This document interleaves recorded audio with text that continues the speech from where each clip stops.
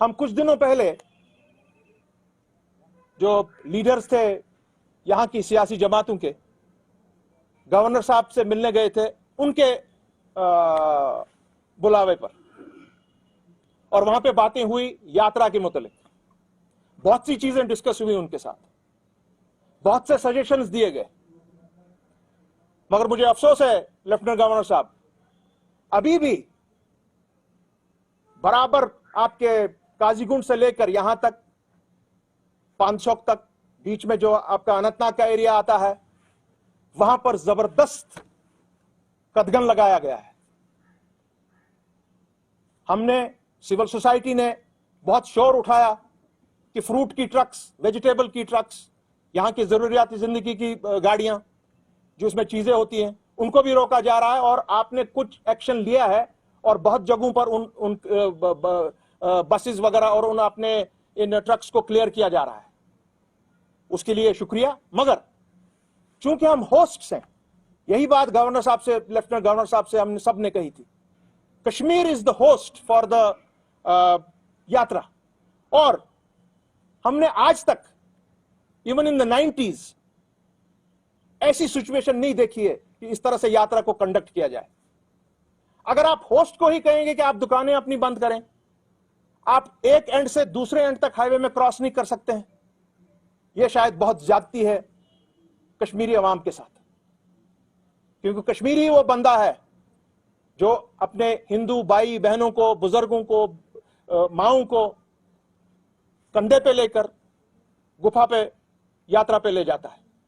इन्हीं को अगर आप बंद कर दें, सिक्योरिटी ठीक है, हम मानते हैं आपके अपने इश्यूज हैं, मगर उनको डील किया जा सकता है इन अ बेटर मैनर, इस तरीके से नहीं।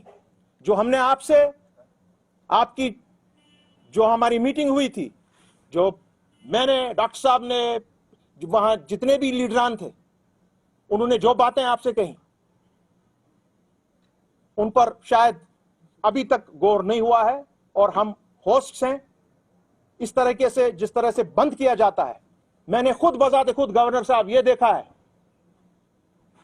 कि एम्बुलेंसें पेशेंट्स के साथ बैठी हुई हैं रोड्स पर, क्रिटिकल पेशेंट्स बैठे हुए हैं, बच्चे जो जाते हैं अपनी तालीम हासिल करने के लिए, कोर्सेज करने के लिए, वो घंटों घंटों घंटों उनको बैठना पड़ता है आपकी इस पर, हाईवेज पर। I don't think this is the correct way, this is not the way, I am sorry that we should conduct this yatra. मैं आपसे दरखास्त करता हूं माननीय मनोज सिन्हा साहब कि आप दोबारा अपनी जो आपकी, जो आपने जो सिस्टम बनाया है हाईवे को डील करने के लिए, आप इस पर दोबारा गौर खोज करें। और ये जो कदगन है, इनको आप मेहरबानी करके थोड़ा नरम करें, सो दैट यहां के लोग भी चैन का सांस लें और उनको लगे कि नहीं, कोई मुहासरा नहीं उनसे हो रहा है। मैं अपनी दुकानें बंद नहीं कर सकता हूं 40 दिन के लिए, मैं घंटों रुक नहीं सकता हूं रोड्स पर, जामा तलाशी नहीं हो सकती है मेरी रोड्स पर। 90s में भी इस तरह से नहीं हुआ था, जब उस वक्त की हालत बहुत ही अबतर थी आज की हालत से। मैं मजबूर हुआ आज आपके प्रेस के सामने आने के लिए, इसी वजह से कि आप ये चीजों को बंद करें, क्योंकि 40 दिन का ये मैटर है। और यहां के लोग जो बाहर से आते हैं वो बहुत ही खुश रहते हैं यहां पर, हमारे लोकल से कोई प्रॉब्लम नहीं है। हम आपको आश्वासन देते हैं यहां के लोगों की तरफ से, देयर इज नो इश्यू, कोई यात्रा पे हाथ नहीं लगाएगा। मैं तो इतना तक कह रहा था कि आप अपना अगर ये तामझाम बंद भी करेंगे और यहां के लोकल्स को छोड़ देंगे ये काम करने के लिए, बहुत खुशउस्लूबी से ये यात्रा अंजाम दी जाएगी। मैं उम्मीद रखता हूं कि आप इन चीजों को दोबारा गौर करेंगे। जिस तरह आपने फ्रूट ट्रक्स वगैरह, उस पर आपने एक्शन लिया, आप वो एक्शन लिया जो हमारे साथ आपने वहां पर बात सुन के आपने कहा, हां हम ये नहीं होने देंगे, हम कोशिश करेंगे कि कम से कम मुश्किलात हो कॉमन इंसान की। क्योंकि मैं फिर दोबारा कहूंगा, कश्मीरी होस्ट है, वो मेजबान है, आप मेजबान को बंद नहीं कर सकते हैं रोड्स पर, आप उसकी दुकानें बंद नहीं कर सकते हैं। मैं उम्मीद रखता हूं कि आप दोबारा इस मामले पर गौर करेंगे।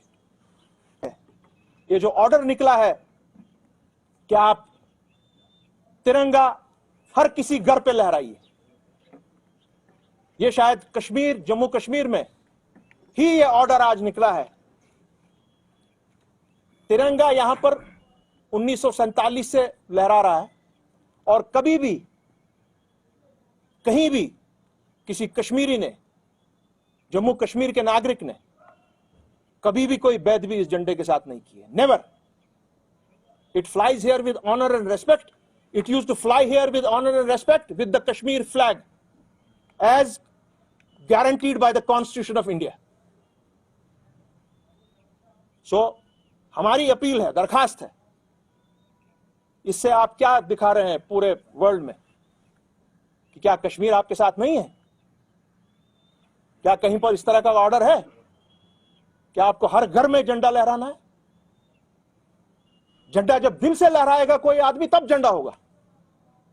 जबरदस्ती आप बोलेंगे तो यह कोई बात नहीं बनी.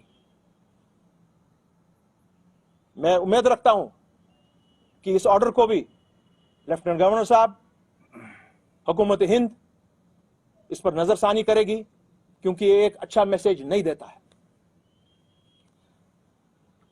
उसके बाद में एक और अहम चीज है कि दो बंदे, एक जो उदयपुर में पकड़ा गया और जो दूसरा हमारा रियासी साइड में पकड़ा, आईटी सेल का, वो बीजेपी का बंदा था.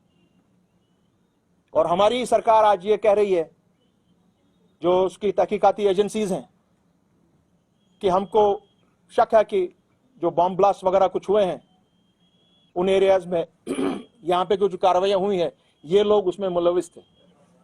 सो आज क्वेश्चन उठ रहा है खुद बीजेपी के ऊपर कि भाई आपकी सफों में ऐसे लोग हैं,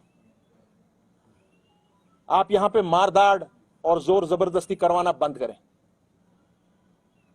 हमारी पुलिस एजेंसी से हमारी दरखास्त है कि आप जरा मेहरबानी करके बीजेपी की तरफ भी नजर डालें कि उनके सफों में कौन है, कौन कार्रवाइयां करा रहा है.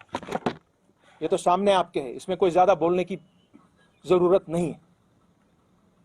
और बहुत सी चीजें अगर आप खोज बाज़ाब्ता तौर करेंगे, जहां पर यहां पे जितने भी कुछ हादसात रोनमा हुए हैं, क्या पता किसका किसके साथ मामला हो जुड़ा.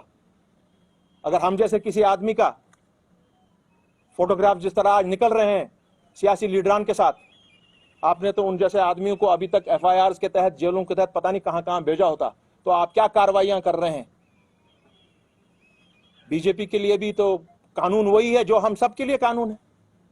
तो मेहरबानी करके मैं उम्मीद रखता हूं लेफ्टिनेंट गवर्नर से कि इस पर भी जरा वो ठोस कार्रवाई करेंगे और दिखाएंगे कि law is paramount and it is equal for everybody, irrespective of his party, irrespective of region, religion and party affiliations. एक और मामला, आपकी जो Pulitzer award winner journalist Sana, उनको रोकना एयरपोर्ट पर, दैट इज अनडेमोक्रेटिक. और उसी के साथ साथ मैं इतना भी कहूं कि जो आजकल माइनॉरिटीज के साथ जिस तरीके से सरकार की एजेंसीज पेश और उनके साथ जोर जबरदस्ती करते हैं, सर, माननीय होम मिनिस्टर, माननीय प्राइम मिनिस्टर, जहां पर भी कहीं किसी भी माइनॉरिटी, हिंदू माने मुसलमान, सरदार, क्रिश्चियन, दलित, जो भी माइनॉरिटीज हैं, जिस तरीके से उनके साथ डील किया जा रहा है,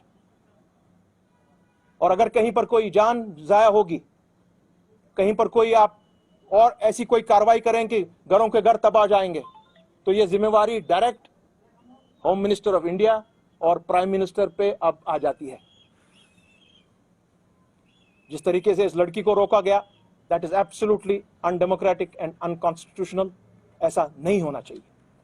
और लास्ट में, क्योंकि अभी हमने हाल ही में पीएचडी का व्हाइट पेपर शाया किया है, और चूंकि उसकी किताबचे महदूद थे और वो पहुंच गए हैं चारों तरफ से, पूरे मुल्क में भी और यहां पर भी, और क्योंकि हमारे उनके स्पोक्स पर्सन हमारे तारिगामी साहब, वो कुछ दिनों से थोड़ा सेहत से ठीक नहीं है, उनकी पीठ का कुछ प्रॉब्लम है. सो शायद कल या परसों भर में इंशाल्लाह उसको नेट पे डाल दिया जाएगा, so that people all over the country, all over the world will go through that document. और वो डॉक्यूमेंट बहुत ही इंपॉर्टेंट होगा जब हमारा 370 का मामला सुप्रीम कोर्ट में इंशाल्लाह मुझे लगता है जुलाई एंड में या अगस्त में इंशाल्लाह वो उठेगा, and we will win that case hands down. शुक्रिया बहुत बहुत।